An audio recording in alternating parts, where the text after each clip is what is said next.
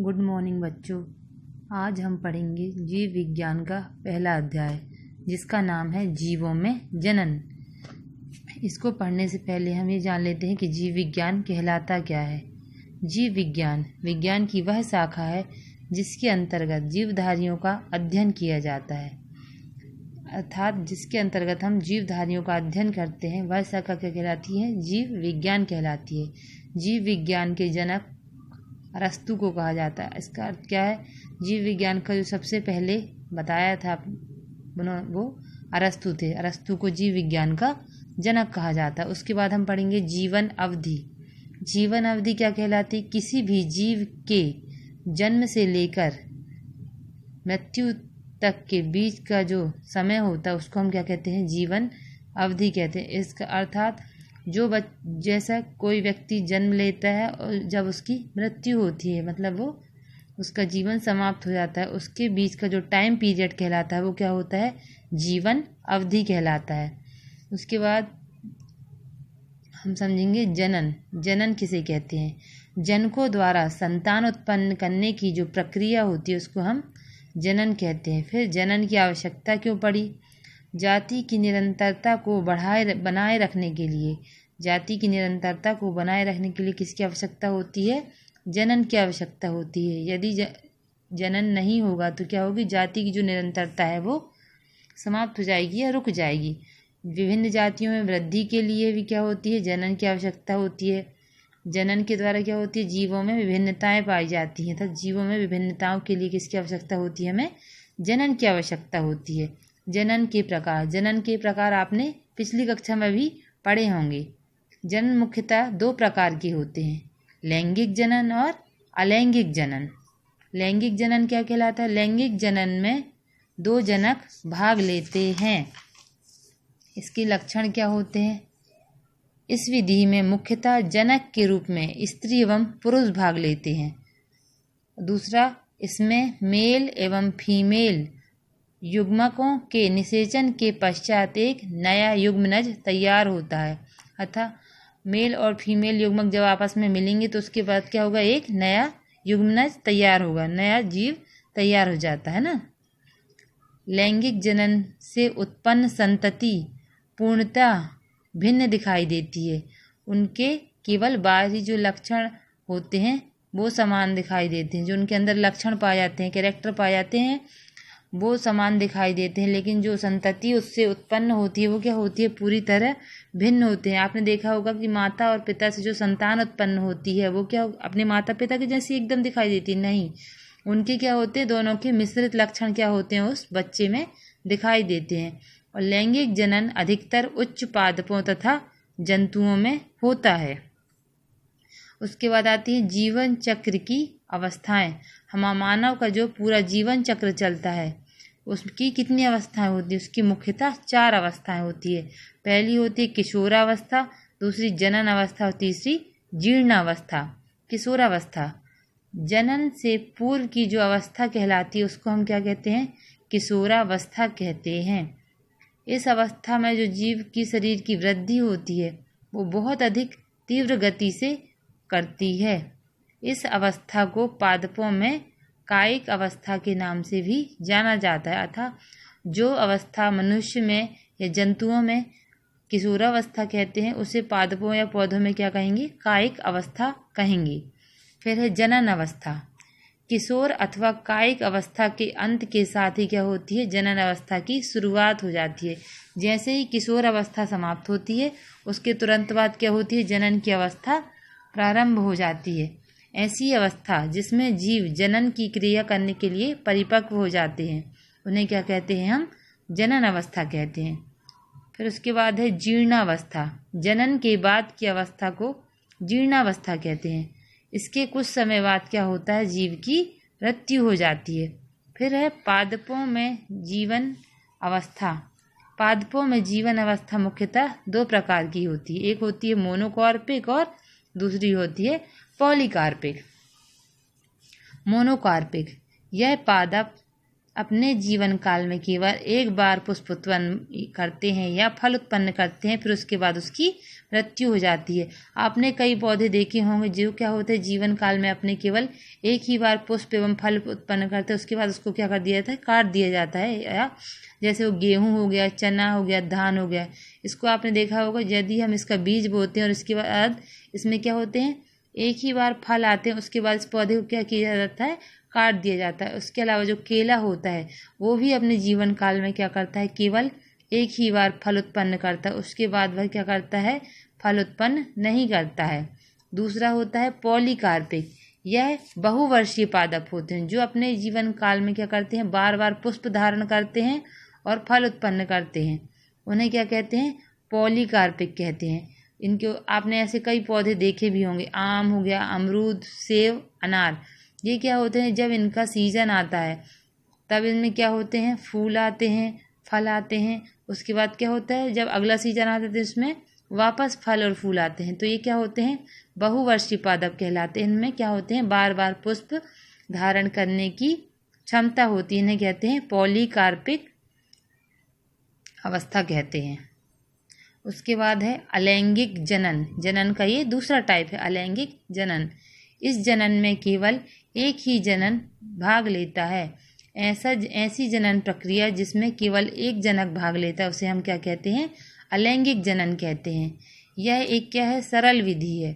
अलैंगिक जनन में क्या होता है, केवल एक जनक भाग लेता है। अलैंगिक जनन में युग्मकों का निर्माण नहीं होता है और इसमें क्या होता है, केवल समसूत्री विभाजन होता है। और जो लैंगिक जनन होता है उसमें समसूत्री और अर्धसूत्री दोनों विभाजन पाए जाते हैं।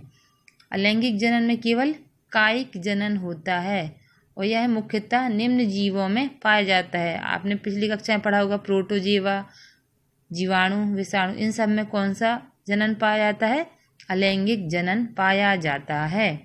फिर है अलैंगिक जनन की विधियाँ। पहला है द्विखंडन।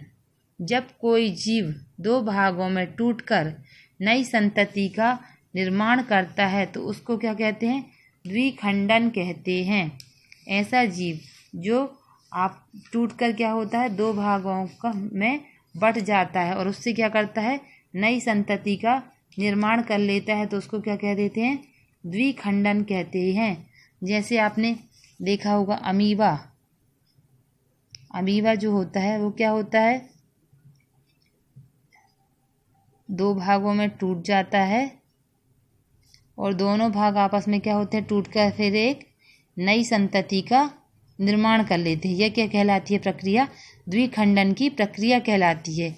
इसका उदाहरण क्या होगा, अमीबा। और दूसरा है बहुखंडन। जब कोई जीव दो या दो से अधिक भागों में टूट जाता है तो उसको क्या कहते हैं, उस विधि को कहते हैं बहुखंडन।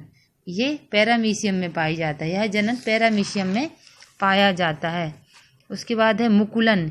इस क्रिया में अनियमित विखंडन के द्वारा जनक के शरीर में एक या एक से अधिक मुकुल के रूप में छोटे छोटे संतति प्राणी बन जाते हैं और यह जनक से पृथक होकर मुकुल क्या करते हैं, वृद्धि करके पूर्ण वयस्क में परिवर्तित हो जाते हैं। आपने 10वीं में भी पढ़ा होगा, हाइड्रा का पौधा देखा है। इसमें क्या होता है, जीव के शरीर में छोटा सा मुकुल उत्पन्न हो जाता है और जब यह मुकुल परिपक्व हो जाता है तो ये क्या होता है, जीव के शरीर से पृथक होकर क्या कर लेता है, एक नए संतति का निर्माण कर लेता है। इसका उदाहरण है हाइड्रा। फिर है बीजाणु जनन। बीजाणु जनन। बीजाणु अत्यंत सूक्ष्म एक कोशिकीय अलैंगिक संरचनाएं होती हैं जो अंकुरित होकर नए जीवों को जन्म देती हैं। बीजाणु क्या कहलाते हैं, बहुत छोटी छोटी संरचनाएं होती हैं। ये एक कोशिकीय होती हैं जो क्या होती हैं, एक स्थान से दूसरे स्थान पर चली जाती हैं और क्या होती हैं, अंकुरित होकर जर्मिनेट होकर क्या कर लेती हैं, नए जीवों को जन्म देती हैं। इसके बाद हम देखेंगे लैंगिक एवं अलैंगिक जनन में अंतर।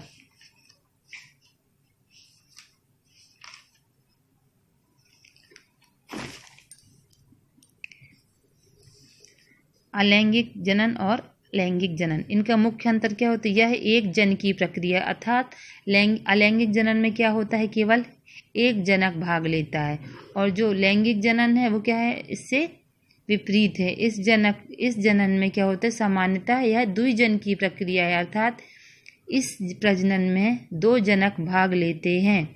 अलैंगिक प्रजनन में इसमें युग्मकों का संलयन नहीं होता है और लैंगिक प्रजनन में इसमें युग्मकों का संलयन होता है।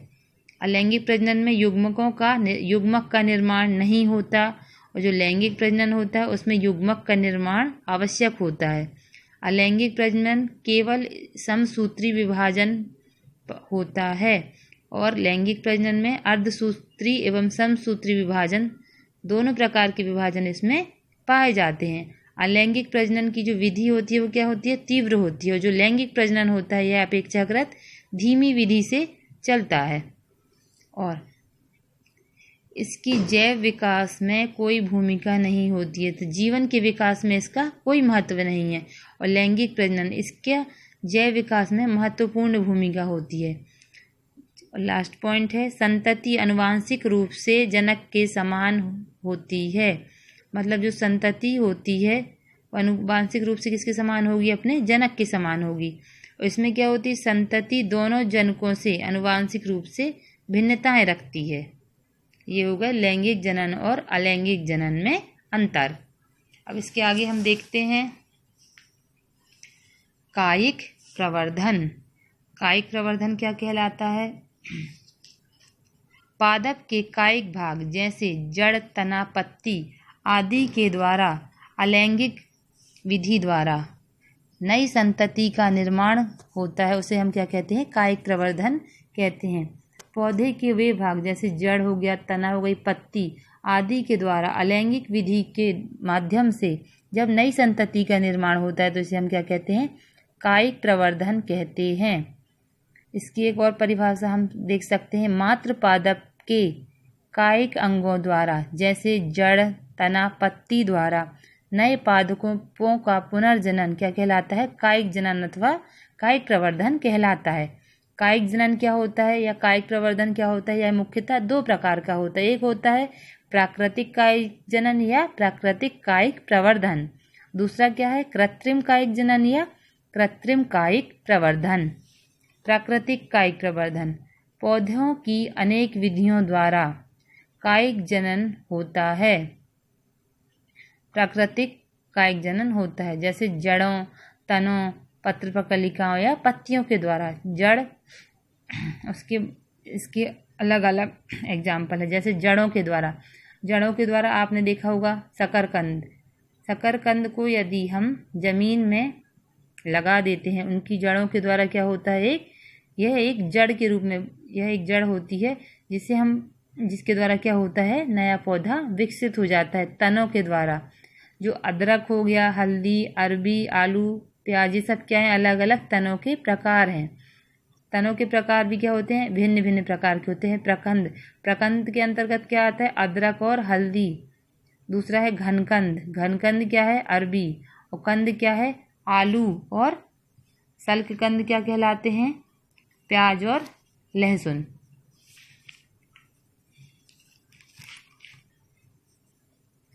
प्रकंद, अदरक, हल्दी आदि भूमिगत तने ये क्या करते हैं, क्षैतिज दिशा में भूमि की सीधी आगे की दिशा में बढ़ते हो। जब इसमें प्रतिकूल परिस्थितियां आ जाती हैं तो इनका वायवीय भाग जो बाहर का हिस्सा होता है वो सूखकर क्या हो जाता है, नष्ट हो जाता है, और अनुकूल परिस्थितियां आने पर इसमें क्या होता है, अग्रस्थ एवं कक्षस्थ कलिकाएं निकल आती, जिससे नए पौधे का विकास हो जाता है।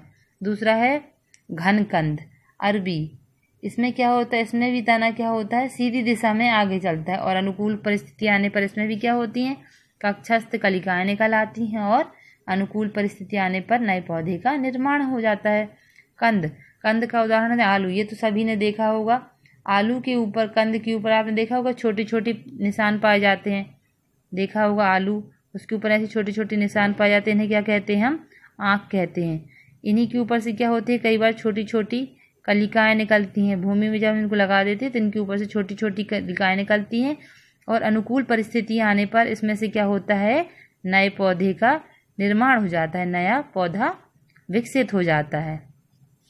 और फिर है सल्ककंद में प्याज, लहसुन इत्यादि आते हैं। इनका मुख्य तना क्या होता है, छोटा एवं चपटा होता है, और ये क्या होते हैं, मांसल आपने प्याज को देखा होगा, प्याज क्या होती है, कई सल्क पत्रों से ऐसे ढकी हुई पाई जाती है। इन्हीं सल्क पत्रों के कक्ष में से कक्षस्थ कलिकाएं निकलती हैं और जो क्या कर लेती हैं, नए पौधे को जन्म देती हैं। उसके बाद है कायिक प्रवर्धन का दूसरा उदाहरण है कृत्रिम कायिक प्रवर्धन। मनुष्य ने अपने लाभ के लिए कायिक जनन की अनेक विधियों का विकास किया है। इन्हें हम क्या कहते हैं, कृत्रिम कायिक प्रवर्धन कहते हैं। जैसे कलम लगाना, इसमें किसी भी परिपक्व तने को 28 से 30 सेंटीमीटर की कटाई करके उसको मिट्टी में 5 से 10 सेंटीमीटर के अंदर हम दबा देते हैं और उसमें सिंचाई करते हैं, जिससे उसमें क्या हो देती है, जड़ें निकलना प्रारंभ हो जाती है और धीरे धीरे नया पौधा विकसित हो जाता है। जैसे आपने गुलाब या गुड़ जासौन की कलम लेके आते हैं और उसको हम क्या करते हैं, 25 से 30 या 28 से 30 सेंटीमीटर कटाई करके उसको क्या कर देते हैं, उसको 5 से 10 सेंटीमीटर नीचे क्या कर लेते हैं, मिट्टी में दबा देते हैं। और यदि इस हम कलम में क्या करेंगे, सिंचाई करेंगे, तो धीरे धीरे अनुकूल परिस्थितियाँ आने पर इसमें क्या होंगी, पत्तियाँ निकलने लगेंगी, जिससे क्या होगा, या धीरे धीरे इसमें नए पौधे का विकास होने लगा। इसके अंतर्गत उदाहरण कौन कौन से, जैसे गुलाब हो गया, गुड़हल हो गया, अंगूर, ये सभी पौधे क्या कहलाते हैं, कलम लगाकर हम इनके द्वारा नया पौधा विकसित कर सकते हैं। उसके बाद है दाब लगाकर।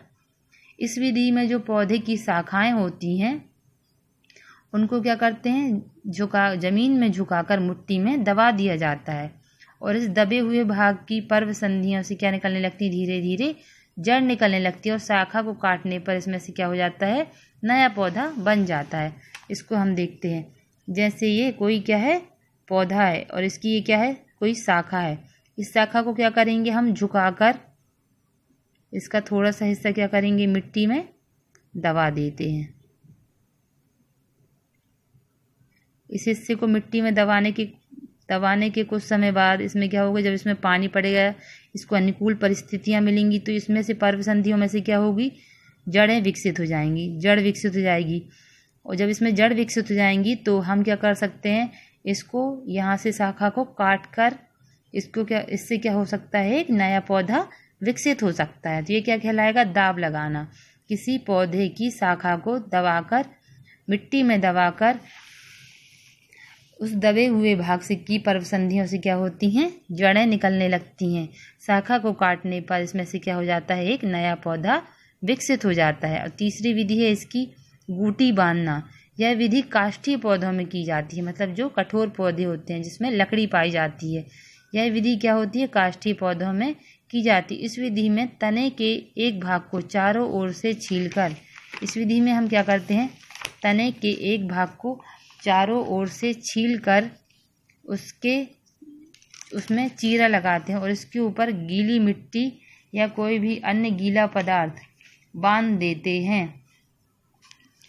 और उसके ऊपर वाली शाखा में क्या कर लेते हैं, हम मटका, पानी से भरा हुआ मटका बांध देते हैं और उसकी तली में छेद कर देते हैं, जिससे पानी क्या करेगा, दाब वाले स्थान पर गिरता रहेगा और कुछ दिन के पश्चात उसमें क्या होंगी, अपस्थानिक जड़ें निकलने लगती हैं।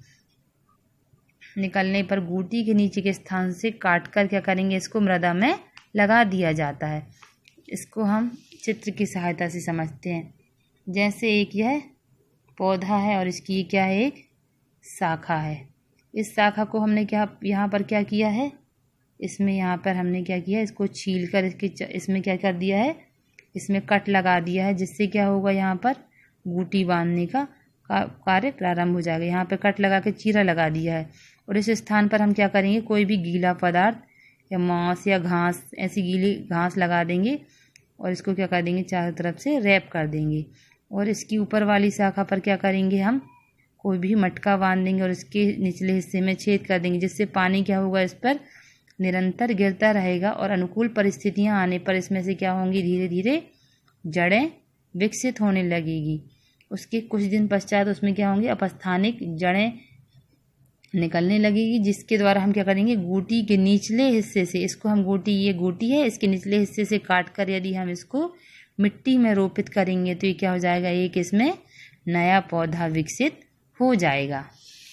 अब हम पढ़ेंगे लैंगिक जनन की घटनाएं। इन घटनाओं को 3 भागों में वर्गीकृत किया गया है। लैंगिक जनन की जो घटनाएं हैं मुख्यतः क्या होती हैं, यह 3 भागों में होती हैं। पहली है निषेचन पूर्व घटना।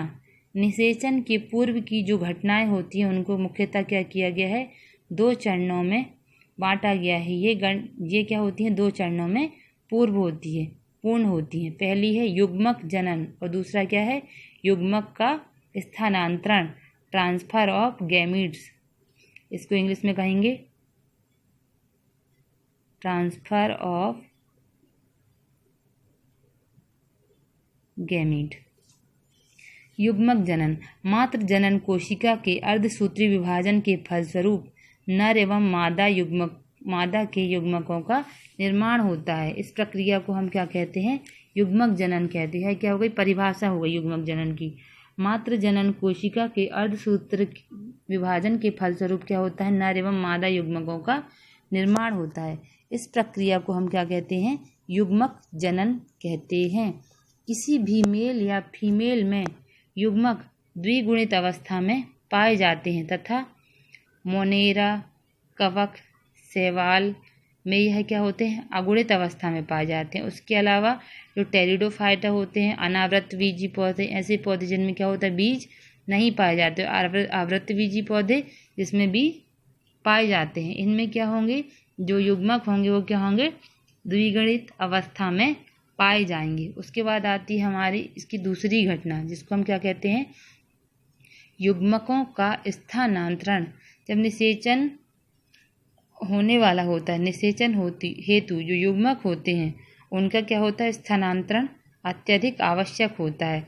जो नर में युग्मक पाए जाते हैं, जो मेल युग्मक होते हैं वो प्रायः क्या होते हैं, चल होते हैं, मतलब उसमें फ्लैजिला पाए जाते हैं, इस टाइप के होते हैं। उसमें क्या होता है, फ्लैजिला पाए जाते हैं, जिससे क्या कर सकते हैं, ये गति कर सकते हैं, एक स्थान से दूसरे स्थान पर मूव कर सकते हैं। और जो मादा युग्मक होते हैं वो अचल होते हैं। मादा युग्मक क्या कहलाएगा, एग कहलाएगा, अंड कहलाएगा। जो नर युग्मक होता है वो शुक्राणु कहलाएगा, शुक्राणु कहलाता है। ये क्या होता है, जो नर युग्मक होता है वो उसमें फ्लैजिला पाया जाता है, जिसमें से क्या होता है, ये चल सकता है। जो मादा युग्मक होती है वो अचल होती है। ब्रायोफाइटा, टेरिडोफाइटा में युग्मक के स्थानांतरण हेतु किसकी आवश्यकता होती है, जल की आवश्यकता होती है। तो वहीं पर जो आवृतबीजी और अनावृतबीजी पौधे होते हैं उनमें क्या होते हैं, वायु की आवश्यकता होती है।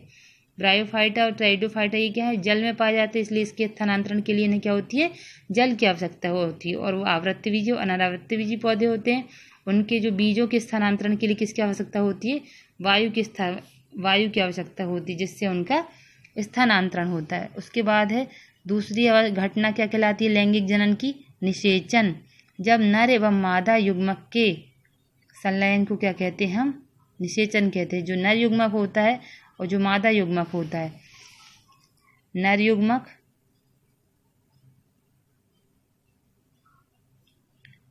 मादा युग्मक,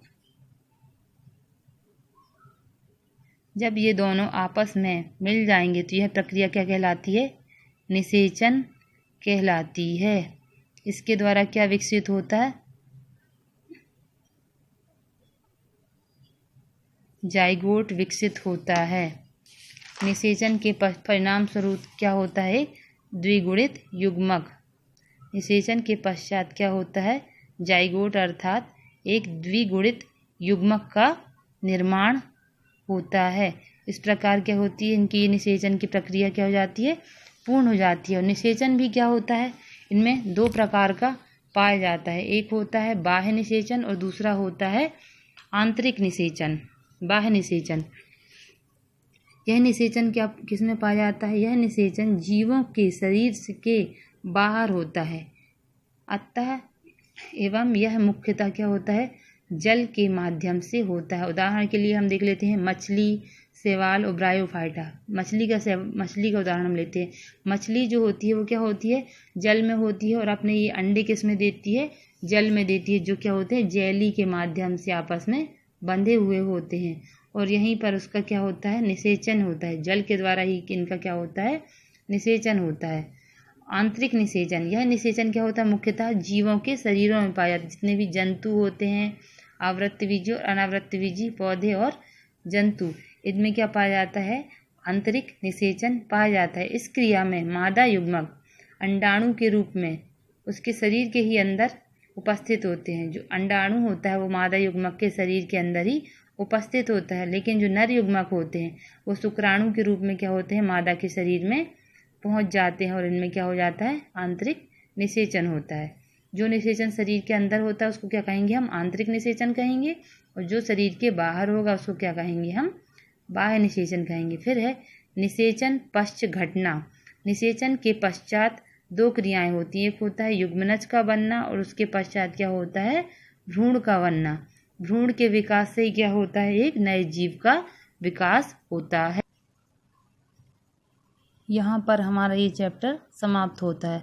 अब आपको ये नोट्स अच्छी तरीके से अपनी कॉपी में नोट कर लेना है। इसी से क्या बनेंगे? क्वेश्चन बनेंगे। जो सारे नोट्स हैं आप अच्छे से लिख लें अपनी कॉपी में, इसी से आपको क्वेश्चन आंसर बनेंगे। और किसी को कोई प्रॉब्लम हो तो फिर आप बताएं।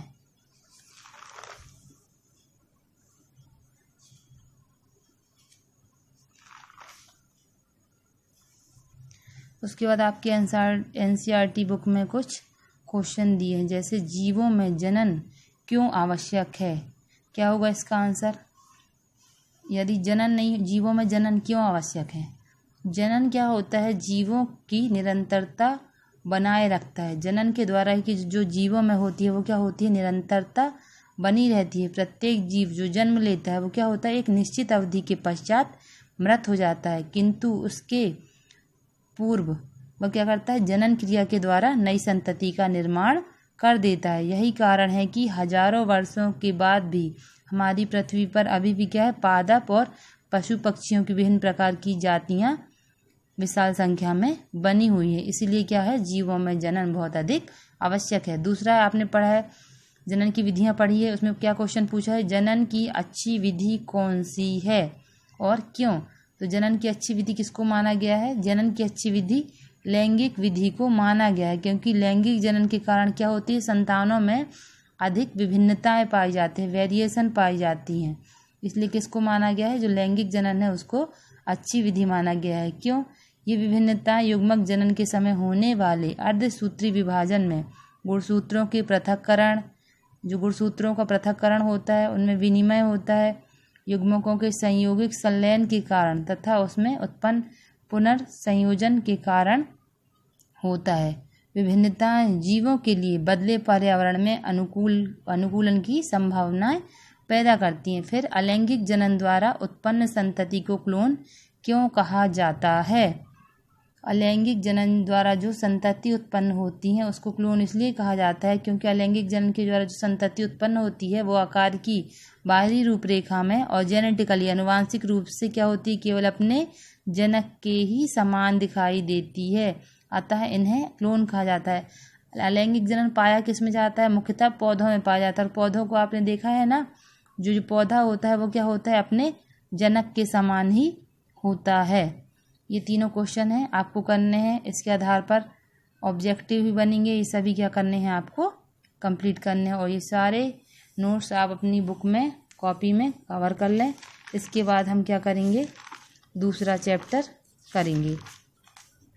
पहला चैप्टर हमारा समाप्त होता है जीवों में जनन।